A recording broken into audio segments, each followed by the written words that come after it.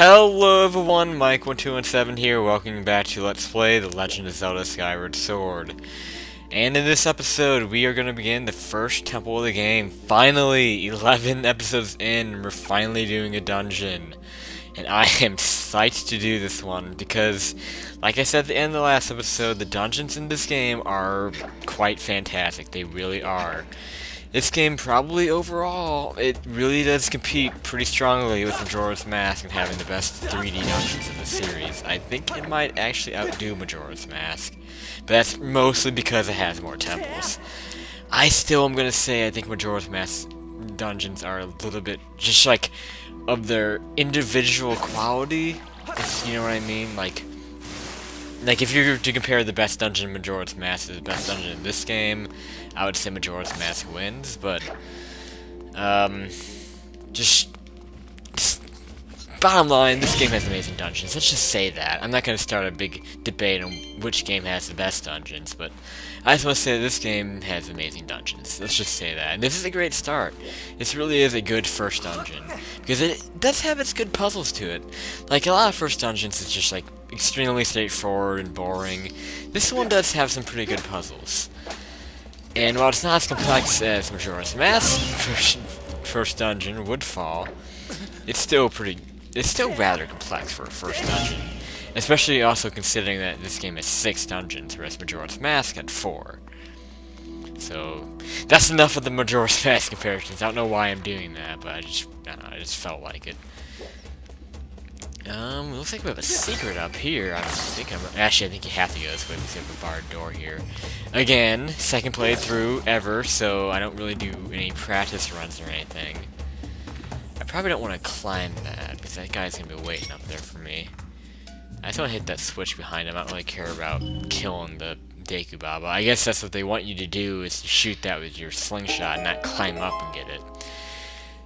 Like, they want you to fall for the trap and climb up there and have the Deku Baba kill you, just to see how stupid you are. I guess that really is what that is. It's just a trap for Nintendo to laugh at you and see how dumb you are. See if you're actually gonna climb up there and get beaten up by Deku Baba.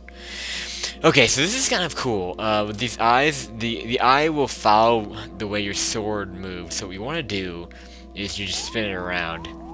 If you watch any of the Skyward Sword trailers, I'm pretty sure that puzzle did appear in one of the trailers, so you'll probably know how to... In fact, I think that was the very first trailer that appeared with that puzzle. Like, the very first actual Skyward Sword trailer in, like, E3... 11? No, 10. I think that puzzle appeared, anyway. So yeah, I'm just really playing this by ear. Usually I think what I'm going to do for later dungeons is actually maybe, just to refresh my memory on them, is maybe watch a video of it beforehand, just so I don't get too lost. Because again, the idea of the challenge runs is more about survival, because it's a 6-heart run. I don't know, I do kind of, I don't know, I'm thinking of just going into these just with based on my own memory and not watching a video of them. I think it'd be more fun just in recording to figure out the puzzles again myself, and, you know, it would be sloppy. It might take a few more videos than it would if I was more prepared. But I think it'd just be more enjoyable to watch, and I think an enjoyable to watch LP is better than a quicker LP, at least in this case. That's kind of what I'm going to be going for. Like, I really don't care how long this is, as long as it's enjoyable thoroughly throughout the entire LP. So, there you go.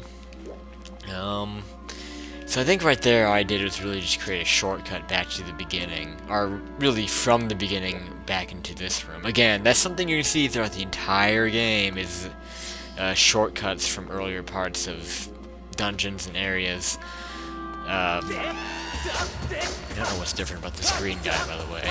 He's not doing a terrible job of fighting. Jeez. Man. I really hope I perform a little bit better than that with my swordplay. I had a tough time in the last episode. fighting those stupid things.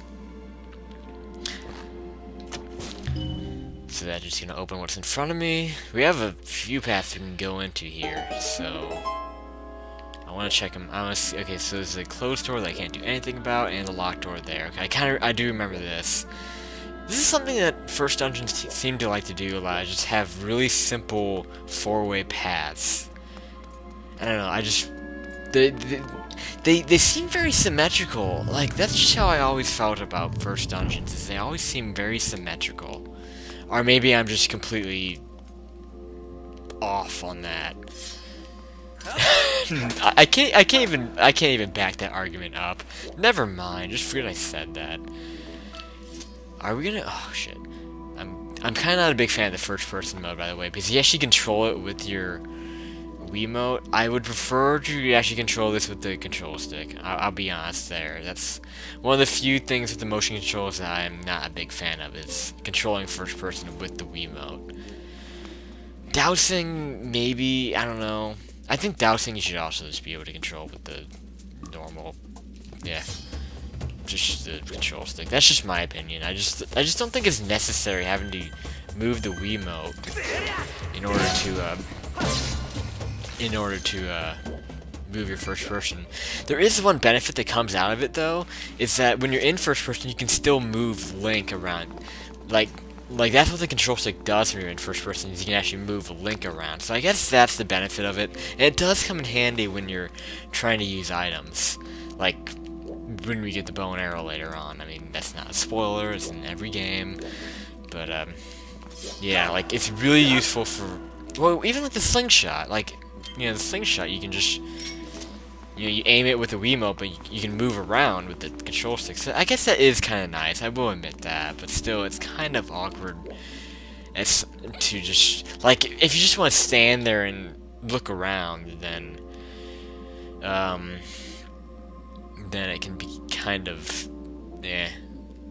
uncomfortable, I guess. So 2 doors lead to rooms left and right. They're only open to jumps. Okay, well. One is below, one is below. I think that's referring to the previous room, actually. So maybe there's another switch below the door, because the switch that we hit to get into this room was above the door. Maybe that's what they're referring to. See, this is exactly what I'm talking about. This is why I'm glad I'm doing this without any guidance, because I would have just watched like a video of somebody playing it, and I'd know what's coming. But now that I'm kind of like, I'm not very fresh on what's coming, it allows me to kind of play it as if it's my first time.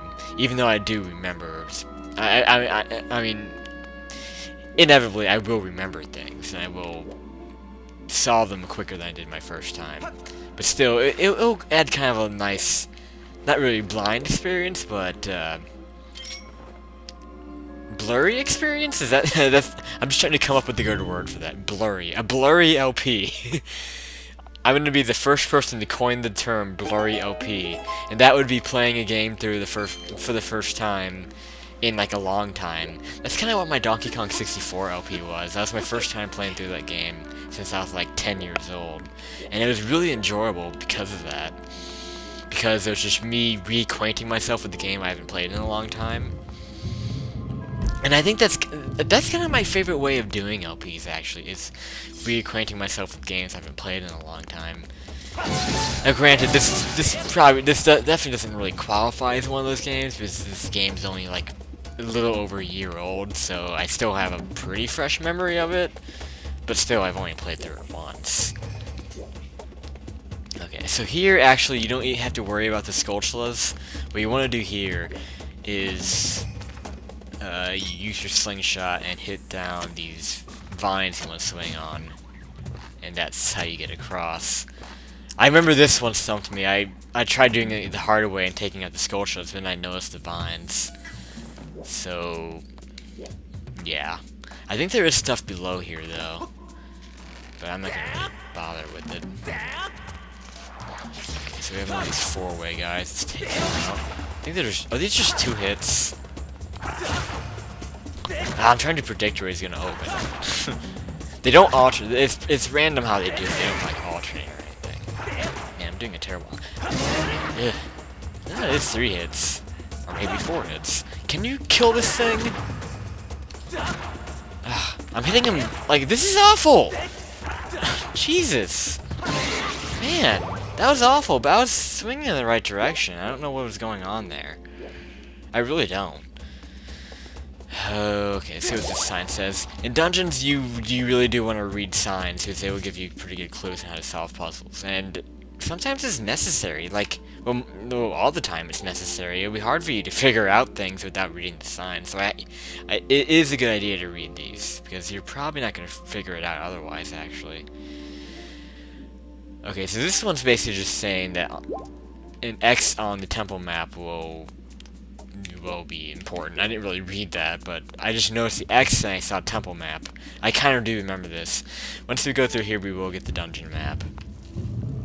Which, actually, is the only, well, I should say, the map is the only thing you get.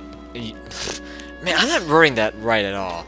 You don't get the compass in dungeons. That's what I should say. You don't get the compass in dungeons. You just get the map. The map kind of just serves both purposes, and I think that's a good idea. I mean, there's really no point in having 2 things that kind of do the same thing. You might as well just have it all in one. And there really wasn't that much really satisfaction going on getting the map and compass, because, like, they were never hard to get in the dungeons. They're just, like, out of the way and just kind of a waste of time. So I'm kind of glad they did that this game. Just make it one thing and just whatever. And they're usually pretty easy to get. And they are pretty necessary. The maps will come in handy in this game, in the dungeons. You know, I always say that in the 3D Zeldas, maps don't really come in handy very often, but in this game they do. Like, they really do. So, the map is very important to this dungeon, because okay. Yeah, there are X's at, I guess, yeah, I remember this. On the X's, there's going to be a crystal switch for each one. So, we just have to find them and hit them, I'm guessing. But, one of them is located in a room that we can't get to because of a locked door. So, yeah. The map, when you get it, serves the purpose of the compass, because the chests are already marked off on it, and you can see where locked doors are, and that's pretty much it. So let's get out of it, and I guess we just backtrack. I guess I could have just jumped down there, couldn't I? Is there anything in here? I think there is something in here. Let me check the map again. There is an X in here, so let's see if I can find it. Oh, I think I see where it is. It's between the vines. I don't know if I want to... what I actually want to do. Like, how I'm going to hit it. I might actually want to go between the Sculptures. Yeah, I think I want to kill this first one. You want to do a stab for that. So, there you go. For the web. Yeah, I think you just want to walk across the thing to get back. I mean, you could swing if you wanted to, but... you need to be on here so you can hit the switch here.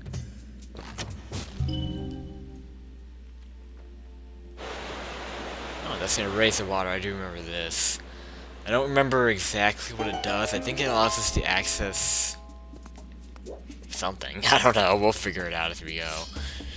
I don't think there's anything else. No. Damn it. I get closer. Locking on probably would have helped there too. I wasn't locked on. Ah, I hate that. It's just kind of a minor annoyance when you get stuck in the webs.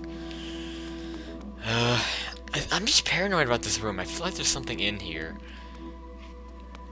But let's just kind of look around. I'm not gonna jump into the water. Maybe I'm just paranoid. That's something that that's a quality that I display quite often, is paranoia. And I'm probably going to display it a lot in this game just because I'm unfamiliar with it. So, there you go. I just don't know how much... I'm guessing I want to hit the other switch, the second switch that's in this room. That's going to raise the water all the way. And maybe that'll allow me to access a place where the key is. That's my guess. I'm going to check the map again and see exactly where the... I gotta get my thing centered again, I bet. Look how that's all the way out to the left of the screen. I can't even move it. Yeah, like, right now I'm pointing my Wiimote, like, almost parallel to my TV, so it's really off. But yeah, there's an X in this room. Let me recenter myself. I know, it's kind of annoying, but I have to do it. This is awful, like... Yeah, let me redo this. Sorry, I'm just gonna cut this out. I never understood really how that happens either, but whatever. It's a minor annoyance. You will have to deal with it from time to time, but oh well. See, I think lowering the water, well, bringing out the water here will allow you to get across there. But there is something you can crawl in. Maybe this is what leads you to the switch. But I think, I don't know, I just feel like I remember bringing water in here allows you to get higher. And now my battery's running low. Fi is gonna annoy you about this. This is, just bugs me. Whenever your batteries run low, Fi is gonna bother the shit out of you. I'm too lazy to go up and get batteries. I'm sure I do have some, but they're like upstairs from where I'm at. I'll be able to last. I mean, once you have that low battery warning thing there, I mean, your batteries should still last a pretty good amount of time. It will last me till the end of this recording session, which I plan on going to right before the boss, maybe. Unless I'm really just unless I just feel like playing the boss, I might fight the boss in the recording session. Actually, speaking of recording session and just whatever, I need to end this episode right here, because it's getting to a good stopping point. So next time on Let's Play The Legend of Zelda Skyward Sword, we will crawl through this hole and see what else we can do. Peace out, everyone.